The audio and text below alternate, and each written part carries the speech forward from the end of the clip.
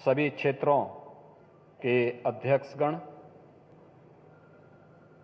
क्षेत्र समिति के सभी पदाधिकारी, जिलाध्यक्षगण, प्रदेश सरकार में मेरे सहयोगी मंत्री, अन्य जनप्रतिनिधिगण और प्रदेश कार्य समिति से जुड़े हुए सभी उपस्थित पदाधिकारी, भाइयों बहनों, प्रातःकाल से ही इस पूरी कार्य समिति में मुझे रहने का अवसर प्राप्त हुआ है। मैं धन्यवाद दूंगा प्रदेश अध्यक्ष जी को और प्रदेश संगठन महामंत्री जी को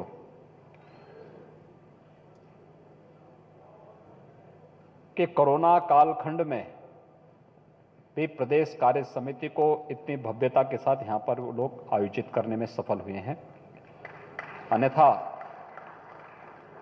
ये हम सब के लिए एक चुनौती थी। पिछले एक वर्ष के दौरान हम लोग अलग अलग क्षेत्रों में गए हैं। वहां पर कार्यकर्ताओं के साथ, पदाधिकारियों के साथ भेंट मुलाकात होती है, जनप्रतिनिधियों के साथ क्षेत्र में भी और लखनऊ में भी मुलाकात होती है, लेकिन पूरी कार्य समिति एक साथ आपके साथ संवाद बनाया जा सके, एक वर्ष से ये चुनौती बनी हुई थी हम सब के लिए। वैश्विक महामारी कोरोना के कारण जो परिस्थितियां दुनिया के अंदर, प्रदेश के अंदर, देश के अंदर पैदा हुई थी, उन परिस्थितियों से थोड़ी राहत मिली है और उस राहत के बीच में कार्य समिति यहां पर बुलाई गई है। मैं प्रदेश अध्यक्ष जी को हृदय से धन्यवाद देते हुए आप सबका हृदय से अभिनंदन करता हूं, स्वागत करता हूं। आपदा प्रबंधन कैसे होना चाहिए, इसका एक बेहतरीन उदाहरण रहा है कोरोना से जूझते समय जो कार्य योजना बनी थी। और हम सब आभारी हैं प्रधानमंत्री मोदी जी के, जिनके मार्गदर्शन में कोरोना के बेहतरीन प्रबंधन का उदाहरण देश ने दुनिया के सामने दिया। और आप सबका, जिन्होंने प्रदेश में कोरोना प्रबंधन के माध्यम से प्रदेश की एक नई छवि देश और दुनिया के सामने प्रस्तुत करने में अपना योगदान दिया। और मेरा आग्रह होगा, कोरोना भी समाप्त हुआ नहीं। आप देख रहे होंगे कि 7 राज्यों में कोरोना के मामले तेजी के साथ बढ़े हैं।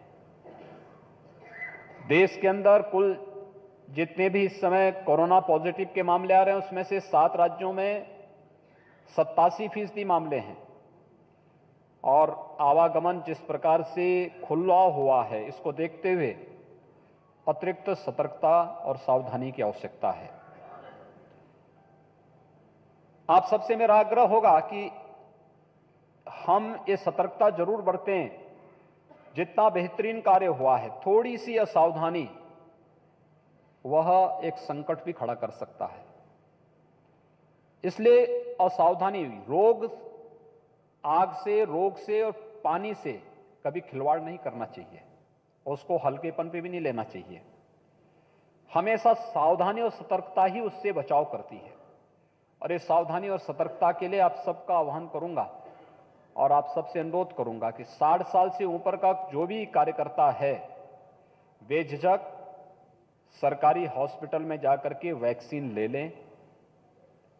दूसरा, 45 साल से ऊपर का कोई कार्यकर्ता है और किसी बीमारी से ग्रसित है, वह जाकर के फ्री में वह भी वैक्सीन ले ले। बाकी कार्यकर्ता अपना इंतजार करेंगे। वैक्सीन सबको लग रहा है, फेज वाइज सबको वैक्सीन उपलब्ध कराया जा रहा है। और आप सबसे आग्रह होगा कि फ्री में वैक्सीन, दुनिया के मार्केट में जिसकी कीमत 5,000 से लेकर 5500 है, वह वैक्सीन प्रधानमंत्री मोदी जी की अनुकंपा से फ्री में देश के अंदर लगाया जा रहा है। हर गरीब को, हर किसान को, हर नौजवान को, समाज के हर तबके को, न जाति, न क्षेत्र, न भाषा, न मत, न मजहब, सबका साथ और सबका विकास, सबका विश्वास और सबकी निरोगता को ध्यान में रख करके ये वैक्सीनेशन का कार्यक्रम चल रहा है। इसलिए भारतीय जनता पार्टी का जनप्रतिनिधि और पदाधिकारी अपने नजदीक के केंद्र में जाकर के 60 साल से ऊपर के प्रत्येक व्यक्ति को यह वैक्सीन लगाने में अगर योगदान दे देता है तो जो कार्य सेवा ही संगठन का लॉकडाउन के दौरान आपने निभाया है, वह सेवा ही संगठन को एक नई परिणति के रूप में एक बार फिर से सामने ला सकता है। इसमें भी हमें बराबर की भूमिका का निर्वहन करना होगा। एक अपील आप सबसे मेरी थी, कोरोना के दौरान कितना बड़ा कार्य हुआ है ये सब आपके सामने है और बेहतर परिणाम भी सबके सामने आए हैं।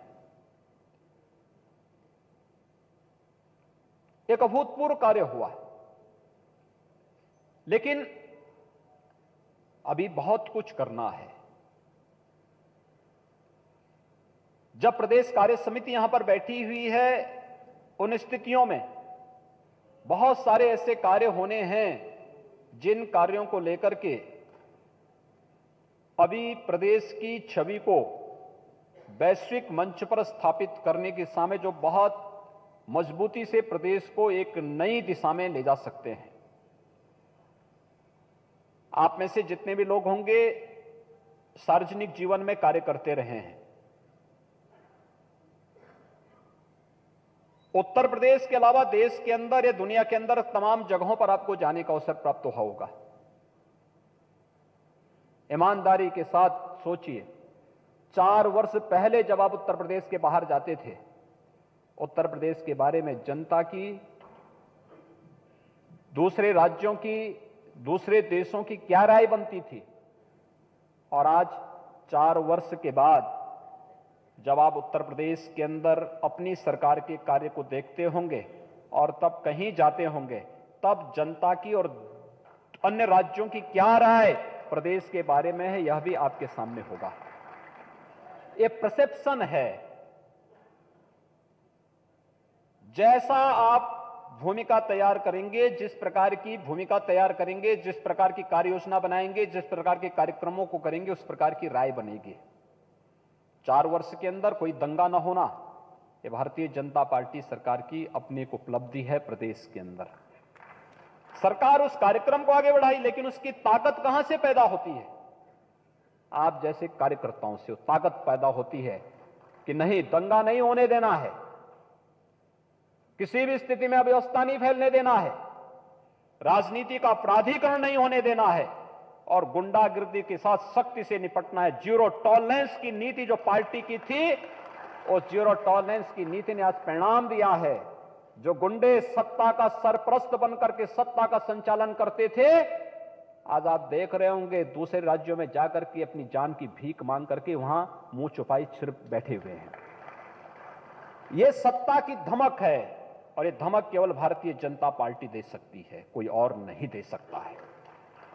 और यह पहचान है दुनिया के अंदर, यही लोगों के सामने जा रहा है कि भारतीय जनता पार्टी ने जिस सुचिता, जिस पारदर्शिता और जिस जीरो टॉलरेंस की बात की थी, वो जीरो टॉलरेंस हर एक फील्ड में देखने को मिल रहा है।